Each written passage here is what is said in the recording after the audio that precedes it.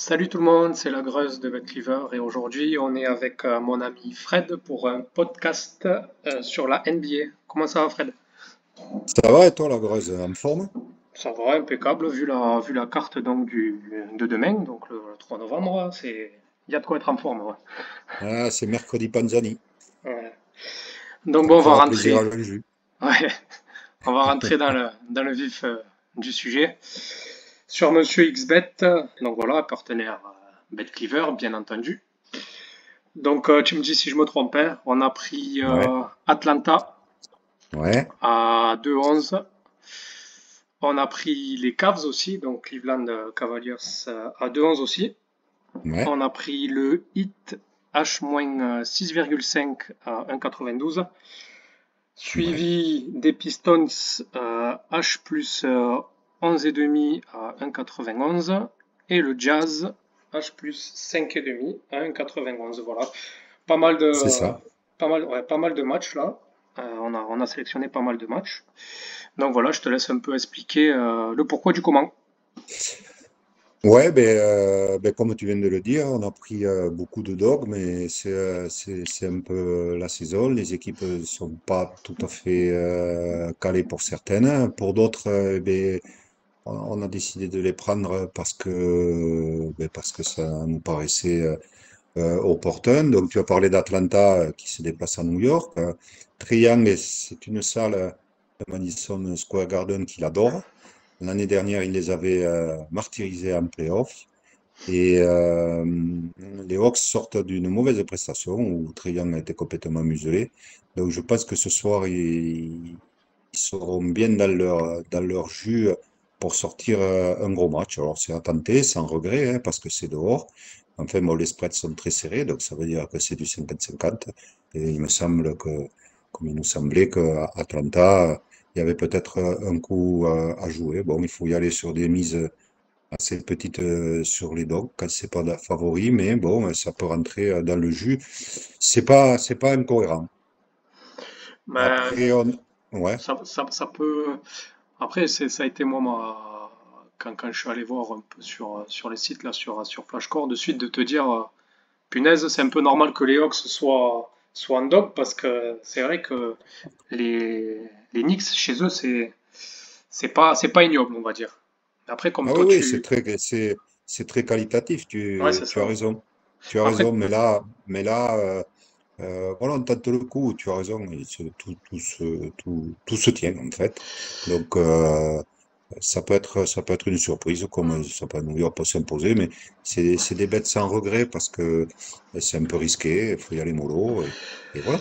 ouais, c'est ça, mais c'est surtout parce qu'en fait, donc les trois victoires à domicile des Knicks que tu as dit, c'était contre, entre guillemets, des plus ou moins petites équipes, quoi. Donc là, ça va Ouais, être un cran au-dessus avec les voilà, Hawks déjà. là c'est un crowd dessus et puis il y a un passif entre les deux équipes depuis les playoffs de l'année dernière où le public s'en prend toujours à Trae Young et le branche bien et lui il aime bien ces circonstances, pardon, et chaque fois il les a martyrisés quoi. Donc je vois bien ce soir il a dû bien le cocher sur le calendrier. Impeccable. Du coup, les Cavs, Les Cavs de aussi, 11. ben les Cavs en ce moment ben, ils volent quoi. Ils volent, c'est une équipe. Moi, j'ai vu le match en entier, le dernier match. Mitchell s'est intégré d'une manière impressionnante. C'est Kevin Love en sortie de banc a aligné les 3 points comme on mangeait des frites. Ça a été hyper impressionnant. Ils sortaient d'un back-to-back en plus, donc à la maison, un match difficile en back-to-back. Et sur le quatrième quart-temps, quoi, ça a été, ben, c'était les Knicks, hein, je crois de mémoire. Attends, je te regarde ça, mais il me semble bien que c'était les Knicks. Où c'est qui sont Cleveland, ouais. Ouais, c'était les Knicks, donc c'est ça. Ouais. Et le retour de Garland aussi, qui est en GTD, mais il risque de le faire rentrer. Ça va décaler Mitchell en poste 4. Donc Garland est quand même un excellent joueur, même s'il revient, il Ouais, ouais. apportera quelque chose. Et ils sont à la maison contre les 6.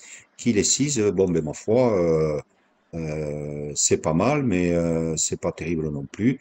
Dehors, c'est pas flamboyant. Et donc, ça va faire un gros match, là aussi, sans regret, quoi, je dirais. Ben, c'est clair, c'est un regret, surtout que bon, c'est début de championnat, ça veut rien dire, mais déjà, il me semble que c'est les seconds contre les troisièmes, non?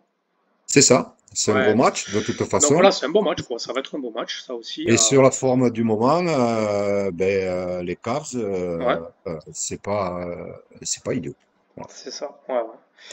Ensuite, on a le hit à moins 6,5 à 1,95. Du coup, il est un peu monté. Ouais, le 8 à la maison, ils sont en back-to-back, mais hier, ils ont fait un gros match, ils ont gagné. Beau jeu de par les extraits que j'ai vus. Ils reçoivent Sacramento, les Kings, chez qui ils ont perdu le dernier match en fin de tournée à l'extérieur, de road trip. Et là aussi, je pense qu'ils vont l'avoir coché. Bon, Hiro est un GTD, on va voir ce que Ouais. ça donne. Il a pris un coup à l'œil.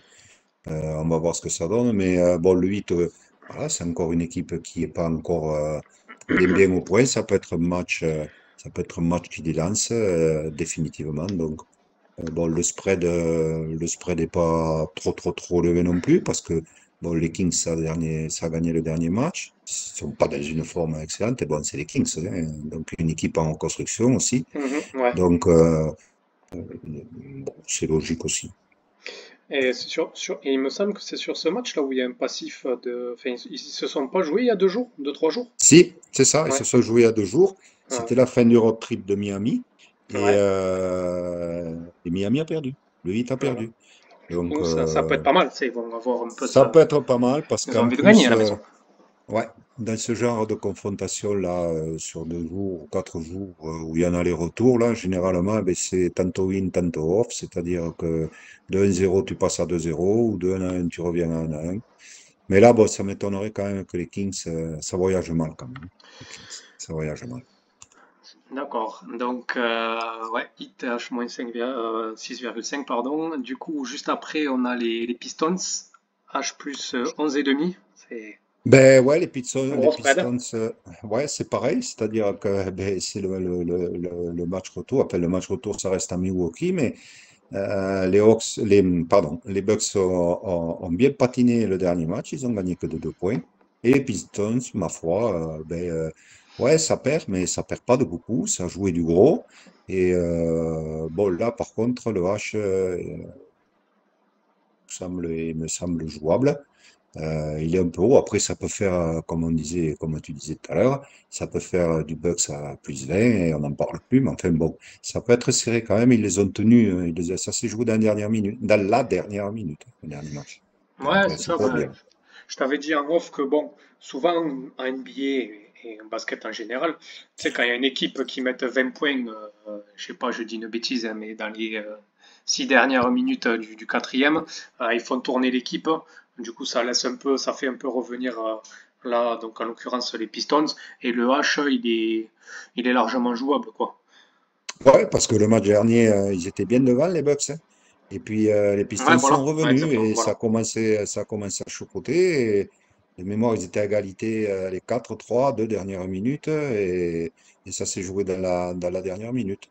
Donc, ouais, ouais, c'est pas ingrat non plus comme bet. Et du coup, le dernier, on a les Jazz à H plus 5,5 à 1,91. Ouais, ben le Jazz, ça joue bien, hein. Ils ont tradé Mitchell et Rudy Gobert.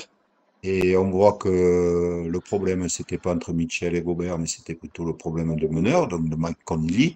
Ouais, Maintenant qu'il y a plus Donovan Mitchell, il s'éclate. C'est une équipe, ils ont rien à perdre. On disait dès le début de la saison qu'ils allaient tanker pour récupérer Victor. Et ben, ils tankent pas. Et ça joue bien. Ils prennent du plaisir. Chez des Mavs qui sont coup-ci, coup-ça, un coup dans le in, un coup dans le on, c'est pas régulier, ça gagne une fois, ça perd une fois, ça gagne une fois, ça perd une fois. Et les matchs reposent toujours beaucoup sur Doncic, ils n'ont pas trouvé encore une stabilité après sur autour de lui, où les types, il reste lui au-dessus, et puis les autres, t'en as un ou deux à plus de 10 points, et puis après derrière, c'est un peu misère, dans le Jazz, ils auront rien à perdre. Eux, ils sont tranquilles où ils jouent. Donc, et puis, je les ai vus jouer aussi, et putain, ils ont un basket vraiment agréable à voir jouer. Et puis, il y a quand même une équipe un peu comment dire, de revanchard, hein, parce que quand tu regardes un peu le roster, bon, t'as Conley maintenant qui est débarrassé, il y a Jordan Clarkson quand même. C'est pas une quiche, t'as Ouais. Markkanen qui alors lui fait son meilleur début de saison depuis des années et puis il a été un peu dégagé des Bulls comme un malpropre. T'as Kelly Olynyk où toujours on a l'impression qui est passé par Boston, qui est passé par d'autres équipes, t'as toujours l'impression que ben, lui aussi jamais, mais enfin, lui il est capable de t'en mettre 25 ou 30 aussi. Donc Mm. là aussi, euh, c'est pas, c'est pas indécent comme analyse. Christian Wood est en GTD. Alors, s'il rentre, est-ce qu'il rentrera direct dans le roster ou le feront sortir un peu pour le remettre en piste? Il sort de blessure quand même assez importante. On verra bien. Mais bon, je sais pas qu'est-ce que t'en penses, mais ça a l'air cohérent le tout ça, non? Ouais, ça, c'est pas déconnant. Après, voilà, c'est, comme tu as dit, il y a plein de dogs, si ce n'est le hit, mais Ouais, voilà, après, le 8, on a tu vois, je analysé, viens de quoi. voir. Ouais, le 8, je viens de voir en direct, là, c'est monté à 197, Ouais, le moins 6 et demi. Alors peut-être qu'il ne rejouera pas, je sais pas, mais enfin, on verra. Écoute, c'est notre sensation du moment, on va la garder, c'est ça. Et puis après, de toute façon, comme on a dit sur les autres podcasts, nous, là, on fait donc la vidéo, mais on est en milieu d'après-midi. Après, les hein. choses risquent de changer un peu ce Ouais, soir, et ça, malheureusement, il faudra ça, rester on n'y peut attentif rien. sur le forum, quoi. Ouais, ouais, ouais. Mais ça, bon, moi, je vais jouer. De toute façon, je joue toujours quand on fait le podcast, ce on a décidé, sans regret. Faut jamais avoir de regrets. Non. Et puis, toi, tu joues, et puis moi, bah, je vais m'empresser de mettre les bêtes, donc du coup, sur la compétition de BetCleaver. Donc, je rappelle, c'est tous les mois, il y a une compétition, et les trois premiers ont des free bets sur différents bookmakers affiliés BetCleaver. Donc, c'est pas négligeable. Et puis, comme on va faire un perfect, ça va nous faire monter dans les stats, quoi. Ça va nous faire monter dans les stats et tu fais bien de le rappeler, tu vois. Moi aussi, je les mettrai et, euh, et puis on verra ce que ça donne. Et Voilà, puis écoute, advienne que pourra. on va le gagner ce concours avec la Mais NBA. oui, il n'y a pas de souci. Moi premier ou toi premier et second, tous les deux Peu premier, importe, second, c'est impeccable. ça Bon, marche. allez. Bon, allez. Je te Bon, remercie, eh ben, Fred. ouais, merci à À, toi, à à la, bientôt et à la salut les prochaine. amis du forum. Salut Ouais, les à la amis. prochaine. À Ciao, la prochaine. ciao.